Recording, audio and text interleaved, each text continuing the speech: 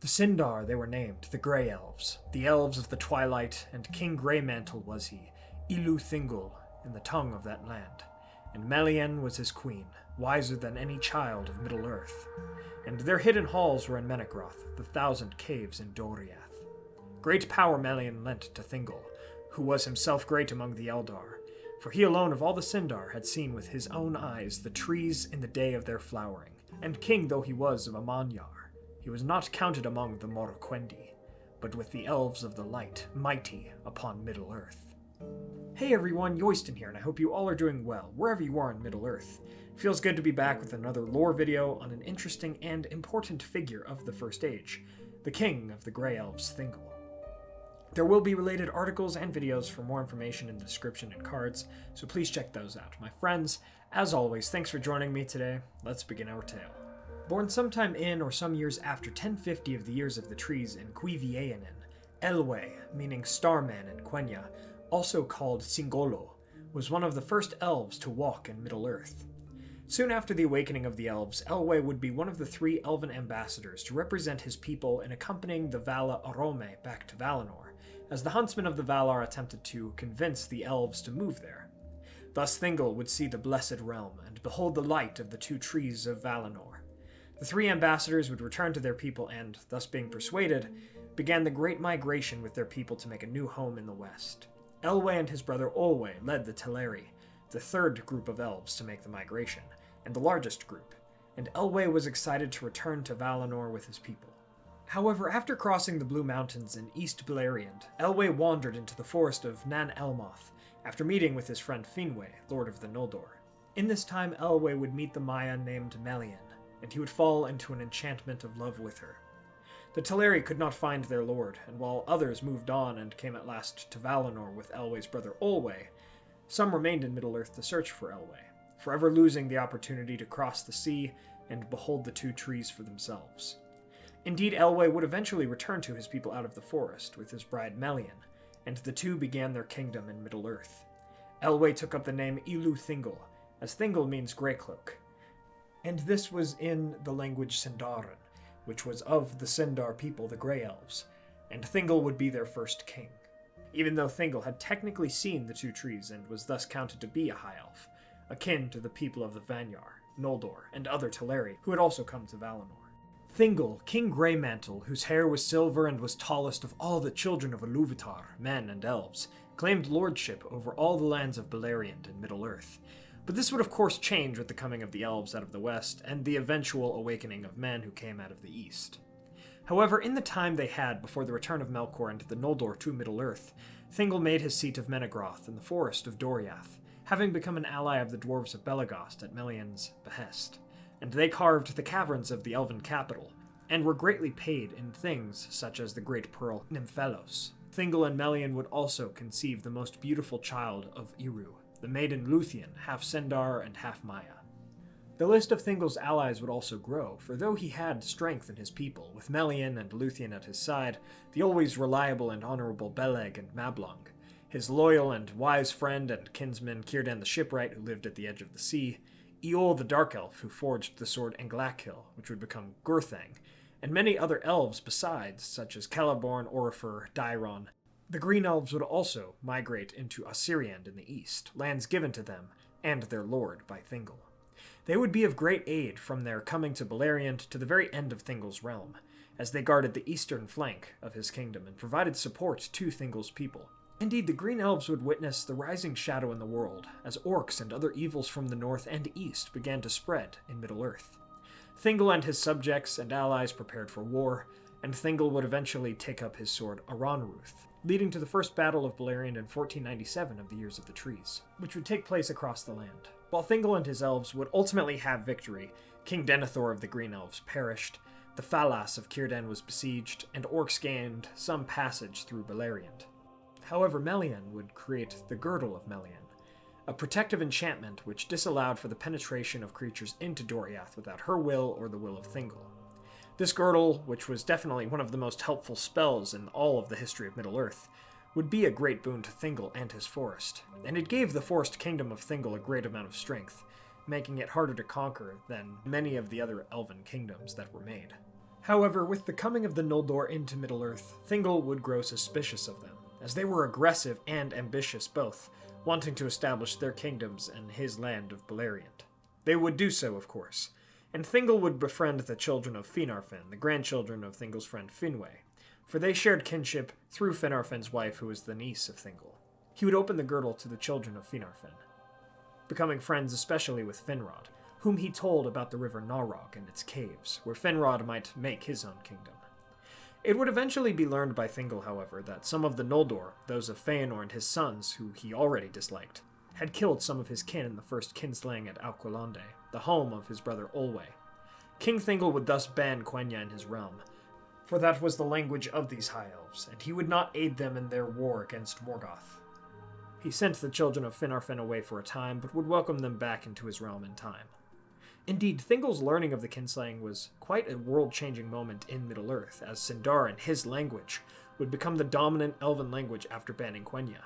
And since he would not aid directly against Morgoth, the Noldor lost an ally that would have benefited them greatly. But this does not mean that Thingol would not still partake in influencing many of the most renowned stories and people of the First Age. The coming of men would not particularly please Thingol, but he would abide their presence if the princes among the elves they served were answerable for them, and they dwelt in lands to the north. Eventually, after the siege of Angband was broken in the Dagor Bragolach, the girdle of Melian was passed by one who did not have the will of Thingol or Melian, but rather had a more powerful fate that allowed him passage. This was Beren, son of Barahir, and he was come into the woods of Naldorath, in the northern part of Thingol's realm. There he beheld Lúthien, daughter of Thingol and Melian, and the two fell in love. Eventually Beren would be discovered and brought to Thingol. Thingol, who cared not for men, whom he deemed lowly, especially in comparison to his own daughter, gave Beren a nigh impossible task, to retrieve a Silmaril from Morgoth's crown in order to marry Lúthien. Thus Thingol became wrapped in the fate of the Silmarils and doom of the Noldor, for these Silmarils were crafted by them. Beren and Lúthien would thus go on their renowned adventure, and Beren would actually accomplish this, somewhat. While his hand did hold a Silmaril upon his return to Thingol, both the hand and Silmaril were in the stomach of the wolf Carcharoth. However, Thingol would give Beren his blessing and respect, for Beren had accomplished this nigh impossible task. Eventually, Carcharoth broke through the girdle as well, driven by great fate, and Thingol, some of his elves, Huan the Hound, and Beren went forth to hunt the wolf. Beren, in the end, retrieved the Silmaril and presented it to Thingol, though he died. Lúthien, in her grief, would also perish, but in the halls of Mandos, Lúthien and her sorrow actually changed their fates, and both her and her husband Beren were returned to life, that they might live for some time as mortals. They would spend the rest of their years far from Doriath, and they would have a son named Dior, who became Thingol's heir and the future king of Doriath. Through Dior, the eventual lineage of the kings of Númenor would come, and Thingol's sword Aranruth would be an heirloom for them. His bloodline would also be carried on in the House of Elrond. Returning to Thingol himself, however, his opinion on men had changed, and some years later, after the Nirnaeth Arnoediad and the threat of Morgoth grew in the north, Thingol would foster the boy Turin, who shared kinship with Beren. However, fate and life were not kind to Turin, and though he proved to be a great warrior on the northern marches against the forces of Morgoth alongside Beleg, he would be too proficient a killer, and Turin would instigate the death of Cyros, one of Thingol's advisors who had attacked Turin. Turin would flee Thingol's justice and go on his adventure, but eventually Thingol would learn the truth and forgive Turin, welcoming him back to Doriath through Beleg, but Turin would refuse each time. Eventually, through much sorrow, one of Thingol's swords, Anglakil, would become Gurthang, wielded by Turin, and Turin would meet even more hardships before his end, and would die upon his own foster father's sword. Thingol, through this adventure, would take in and aid Turin's mother Morwen and sister Nienor, but he could not save them either. Sometime after Turin's death, Húrin, his father, came to the throne of Thingol. Húrin's grief would lead to a confrontation between him and the Elven king, and Thingol would keep calm well enough until Melian was able to pierce through Húrin's grief and restore part of his mind. And then, in respect, Húrin presented the dwarven necklace Nauglamir to Thingol, once given to Finrod by the dwarves. Eventually, Thingol wished to combine his two treasures that he had received through the tales of Beren and Lúthien and the children of Húrin, the Silmaril of the Elves and the Nauglamir of the dwarves. and so he employed dwarven craftsmen of Nogrod to aid him. However, their greed and envy became too strong, and Thingol's lust for the Silmaril had overtaken him, and he was doomed by it. The dwarves wished to keep the necklace as payment for their labor, but Thingol saw they lusted instead for the Silmaril. Thingol spoke angrily against them, and so these dwarves killed the king as he stood, leading to a series of conflicts that greatly diminished Doriath and eventually ended it. Melian would be devastated at the loss of her husband, and she would go back to Valinor in the end, thus ending the girdle of Melian. After the death of Thingol, many of his elves, such as Mablung, the captain of his guard, also perished in the Battle of the Thousand Caves and the Battle of Sarn Athrad.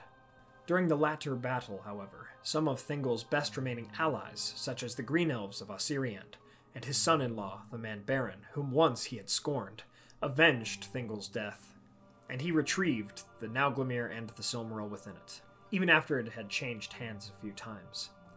Thingol's necklace would pass on to Lúthien, and then his grandson Dior, and it made Lúthien too fair for many even to look upon, but for Dior, who became the future King of Doriath, the necklace proved only a curse, as the sons of Feanor would invade and commit the second kinslaying against the rest of Thingol's folk, slaying many more of them.